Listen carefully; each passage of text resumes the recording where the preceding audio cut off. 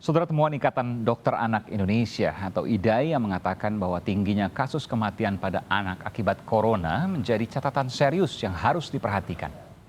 Dari temuan data tampak ada peningkatan angka kematian hingga 50%. Luar biasa selama pandemi.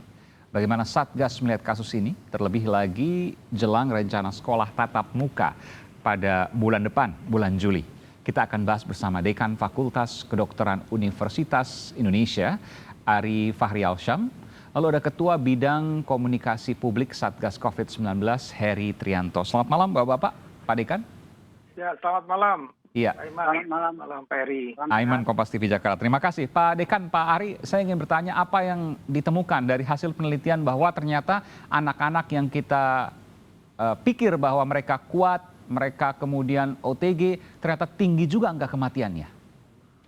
Ya, jadi ini apa yang kami lakukan, yaitu FKUI melakukan, FKUI RSCM melakukan ini adalah suatu fakta ya, bahwa kita juga harus memperhatikan kondisi anak-anak kita ketika terpapar COVID-19.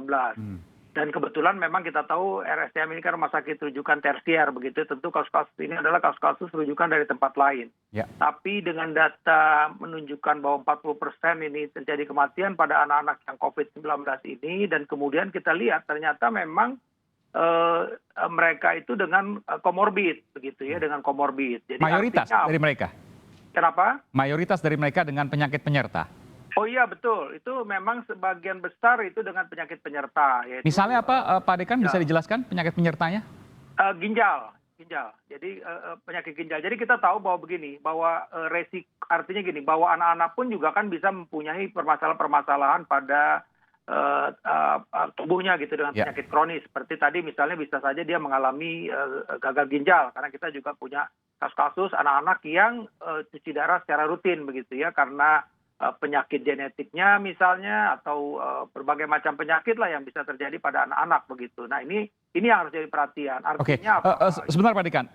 Ya. Banyak dari mereka yang tidak mengetahui bahwa anak tersebut punya penyakit penyerta, ketika kena COVID baru ketahuan ini ada penyakit penyerta dan kemudian meninggal.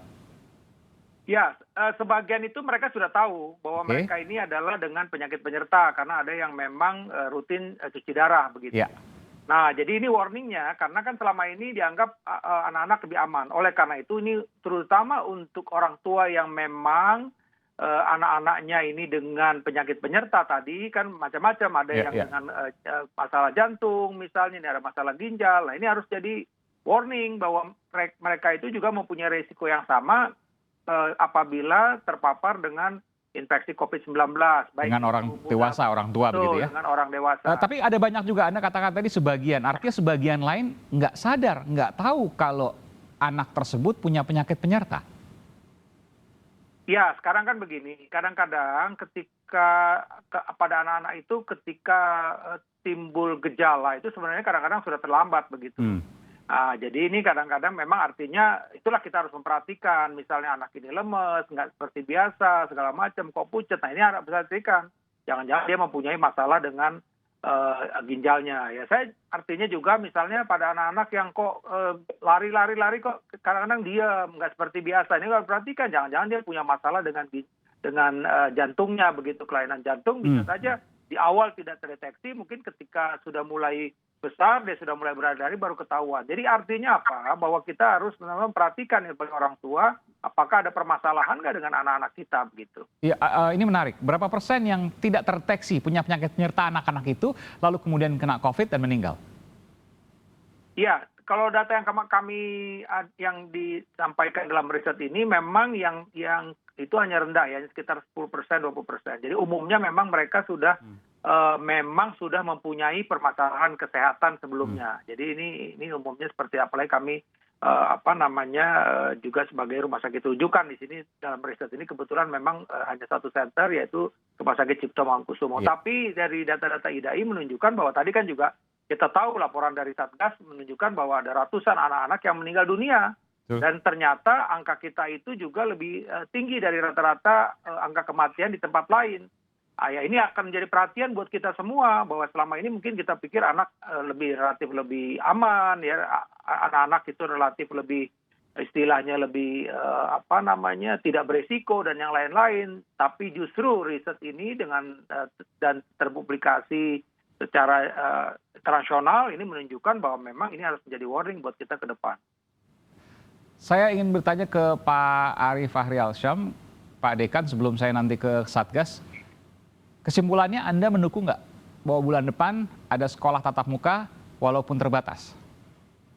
Saya sampaikan bahwa penyakit COVID ini dinamikanya begitu tinggi. Jadi kalau sekarang ini trennya terus meningkat, ya tentu saya rasa lebih baik menunda dulu. Apalagi kita juga dibayang-bayangi adanya ditemukannya ya mutasi virus, dalam hal ini mutasi virus India juga di beberapa kota besar ya, Kudus dan juga mulai di Jakarta. Jadi ini ada warning buat kita semua. Kita tidak tahu eskalasi yang terjadi dalam beberapa hari ke depan. Kalau ini semakin parah tentu berbagai upaya harus kita lakukan untuk mencegah terjadinya penularan, termasuk juga untuk anak-anak. Saya akan dalam itu nanti di mana cut off-nya, di mana batasnya. Tapi sebelum ke sana saya ingin ke Satgas dulu. Ada Pak Heri. Pak Heri, seberapa meningkat COVID di Indonesia saat ini? Ya, kalau secara keseluruhan kenaikannya bisa kita lihat ya dalam 10 atau 11 hari terakhir itu kenaikannya cukup signifikan.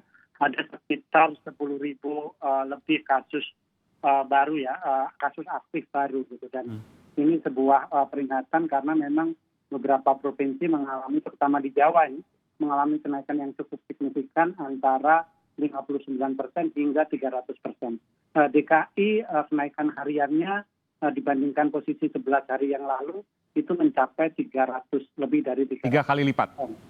Dan kalau kita lihat datanya dalam konteks diskusi sore ini, malam hari ini, itu dari total penderita COVID di Indonesia saat ini, 13,5% itu adalah anak-anak. Jadi angkanya juga cukup tinggi ya, karena memang ini bisa menular kepada siapa saja gitu. Kemudian dari sisi tingkat kematian, fatality rate-nya cukup rendah dibandingkan rata-rata nasional 2,8%. Tetapi angka di kita itu memang kurang dari 1%.